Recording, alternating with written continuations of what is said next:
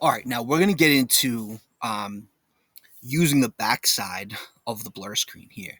Certainly what we'll see as the game goes on here is that teams are going to adjust to the blur screen. They're going to try to sag. They're going to try to switch. They're going to try to blitz it. And we need to make sure that we are putting things into place that are going to counter that kind of stuff. And both of these concepts, snap and reverse, are essentially just us getting the ball to the backside, not using the blur screen, and trying to exploit the overhelp that teams are providing to the ball side. So let's dig into these two concepts right now. Now let's get into this idea of snap, right? I mean, this is really all we're doing is sending the ball back against the help, against the grain of the help, right? One thing that we'll kind of see a lot is that for a number of different reasons, this drive off the blur screen fails, right?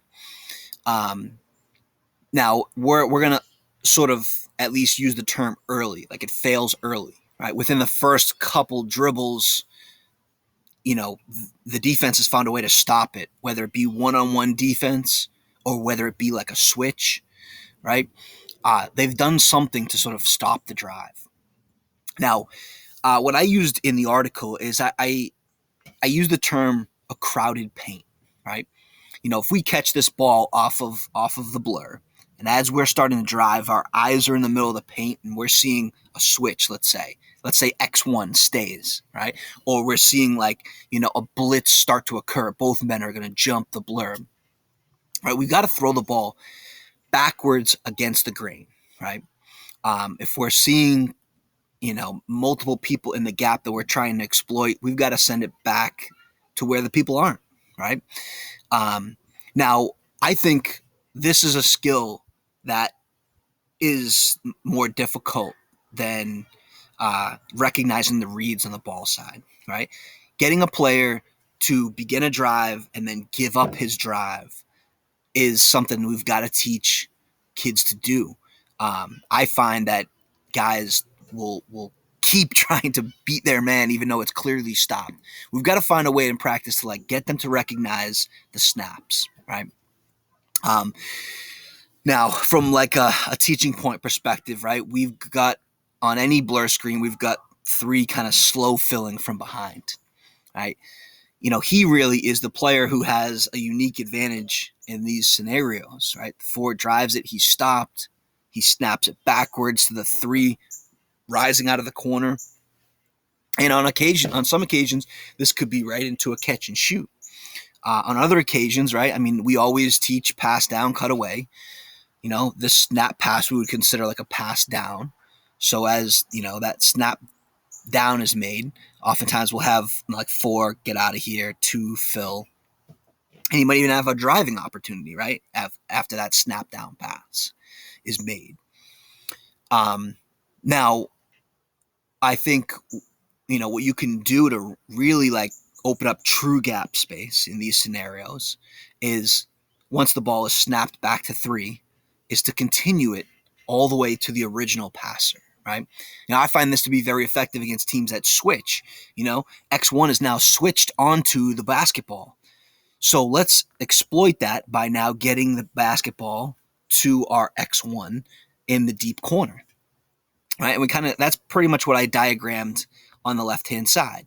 We'll get the snap down pass to three, and then the continuation pass to one in the corner. That's a pass down cut away. And now one of our best creators, has the ball with an open elbow that he can dribble drive and attack through.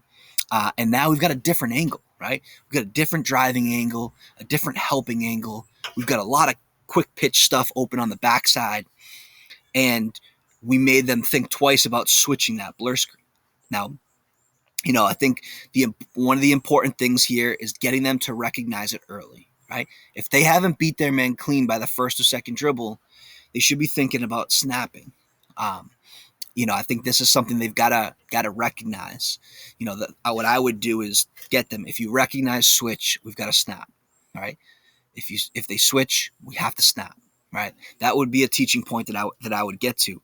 It's tough. Like, and you're running a dribble drive system, you want your guys getting downhill. I'm telling you, I want you to drive to score it, but that you also want them throwing it back against the grain. I mean, in most dribble drive systems, when they drive downhill, we're teaching them to stride stop, hit their stop, loop action on the ball side. So I think, so we're not confusing them about what reads to make. I think we just teach them, if they see switch, snap. If they see switch, snap, right? If they get their drive and they get stopped on the ball side, they didn't get any switch, they should just be working with the ball side. But if they get switched, snap it, right? Let's exploit the switch on the backside, right, with our snap action. Now, I'm using a different term for this. I'm just saying the term reverse as a simple way to delineate between the guy who tries to drive and gets stopped and has to pass back versus the guy who, as soon as he catches it, immediately sends it downwards, right? That we would refer to as a reverse here, right? I found myself, I had one kid one year who was really good. He would go by that rule of 3. Don't do the same thing 3 times in a row. If you use the blur twice, the third time, let's reverse it, right? But this might be something you as a coach might have to control in the game. If we're finding that we're not reversing the ball, you've got to call out a reverse. Like this possession, let's get a reverse. So right away it goes slot to slot, slot to wing on the backside, right? And now we've got a chance to open a new gap drive. Kind of see this in the diagram below here, right? We've got our slot to slot, slot to wing, pass down, cut away, and we attack the gap. So that is the difference between snap and reverse. Now the goal is the same for both. Okay, the thought is the same for both. We're trying to send the ball to the backside here as a way to combat hard switching, aggressive help on the ball side, and a way to change the driving angles, right? We've got to kind of present, just as maybe a set play offense might give you another new play, we've got to reverse to change the angle of our drives throughout the course of the game. And this is actually a great way for coaches to add a little intervention into the system here.